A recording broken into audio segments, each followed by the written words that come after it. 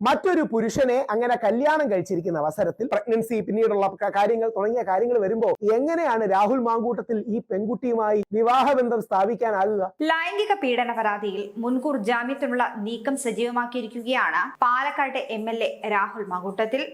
രാഹുൽ കേരളം വിട്ടെന്ന വാർത്ത പുറത്തു വരുന്നുണ്ട്.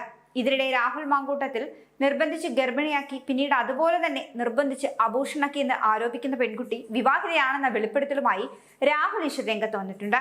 മറ്റൊരാളുടെ ഭാര്യയായിരുന്നു കൊണ്ടാണ് ഈ പെൺകുട്ടി രാഹുലിനോട് ഇതൊക്കെ മറച്ചുവെച്ച് ബന്ധം സ്ഥാപിച്ചുവെന്നും രാഹുൽ ഈശ്വർ വാദിക്കുന്നു.